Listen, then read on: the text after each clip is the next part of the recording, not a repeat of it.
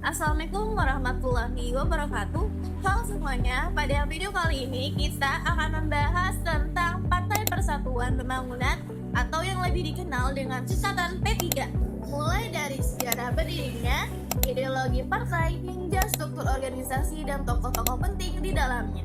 Partai Persatuan Pembangunan atau P3 merupakan salah satu partai politik di Indonesia yang memiliki latar belakang berbasis Islam. P3 resmi berdiri pada tanggal 5 Januari tahun 1973. Partai ini terbentuk dari pergabungan 4 partai Islam yang ada pada masa itu, yaitu Nahdlatul Ulama atau NU, Partai Muslimin Indonesia atau Parmusi, Partai Syarikat Islam Indonesia atau PSII, serta Partai Islam Perti.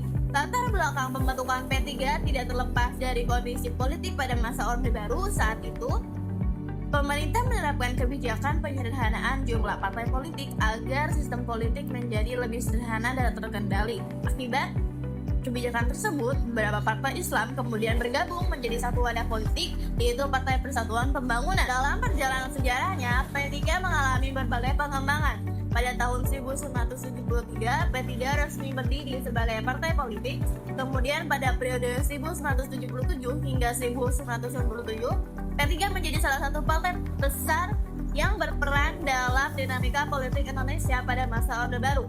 Memasuki era reformasi pada tahun 1998, P3 tetap aktif berpartisipasi dalam sistem demokrasi Indonesia dengan mengikuti berbagai pemilihan umum. Hingga saat ini, P3 masih menjadi salah satu partai politik nasional yang ikut serta dalam pemilu di Indonesia. Selanjutnya, kita akan membahas mengenai ideologi dan asas partai. P3 memiliki ideologi Islam dengan tetap berlandaskan pada Pancasila serta nilai-nilai keislaman dalam menjalankan perjuangan politiknya. Partai ini juga memiliki beberapa tujuan dan platform politik, diantaranya memperjuangkan keadilan sosial, demokrasi, kesejahteraan rakyat, serta pembangunan nasional. Kemudian dari sisi struktur organisasi, P3 memiliki susunan kepengurusan yang terdiri dari Majelis Pertimbangan Dewan Pimpinan Pusat atau DPP, Dewan Pimpinan Wilayah atau DPW, serta Dewan Pimpinan Cabang atau DPC. Saat ini, posisi pelaksana tugas Ketua Umum P3 dijabat oleh Muhammad Mardiono. Selain itu, terdapat beberapa tokoh penting yang pernah memberikan pengaruh besar dalam perjalanan P3.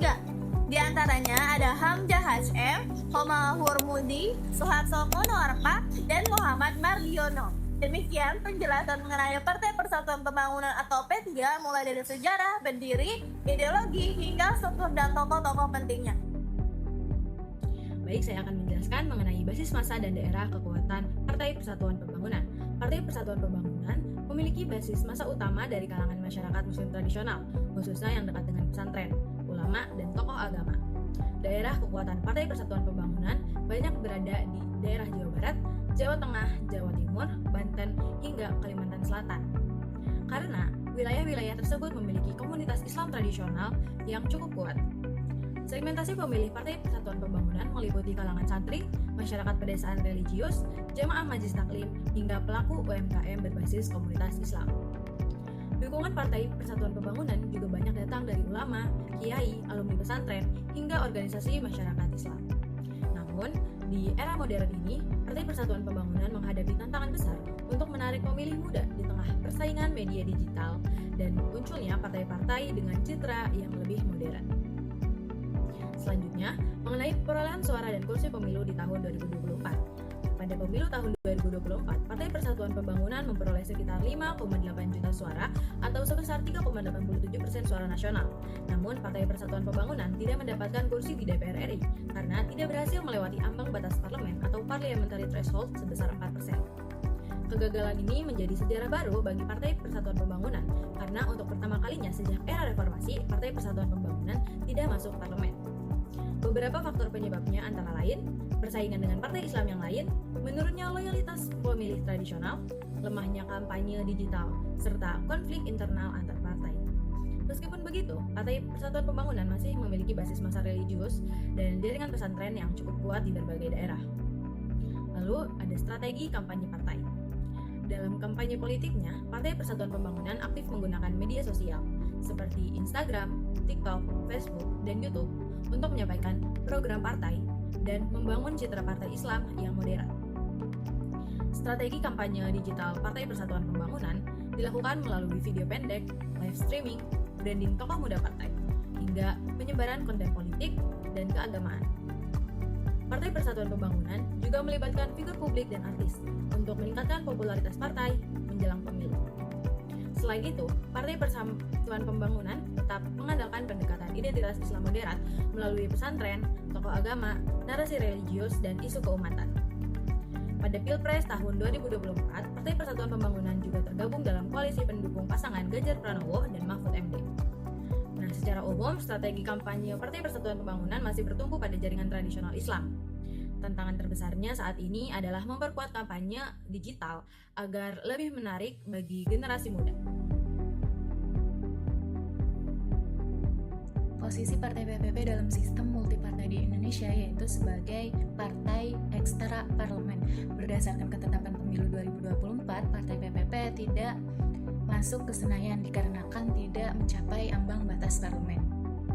Kekuatan utamanya terletak pada basis massa tradisionalnya yang kuat dan loyal, terutama di kalangan pondok pesantren. Kemudian, kelemahannya cukup signifikan di mana di pemilu 2024 PPP tidak memenuhi ambang batas parlemen dikarenakan hanya memperoleh suara sebesar 3,87%. Sistem kaderisasinya berfokus pada pembentukan kader yang religius, berintegritas, dan nasionalis melalui jalur pendidikan terstruktur dan tidak terstruktur. Dijalankan secara berjenjang dari tingkat pusat hingga rantai akar rumput, serta melibatkan organisasi sayap partai untuk menjangkau kelompok masyarakat yang lebih luas. Partai P3 mewadahi perempuan dalam badan otonom sayap partai yang disebut WPP atau Wanita Persatuan Pembangunan. WPP sendiri berperan sebagai garda terdepan untuk menghimpun, membina, dan memberdayakan potensi perempuan guna memperjuangkan kesetaraan dan kebijakan berperspektif gender.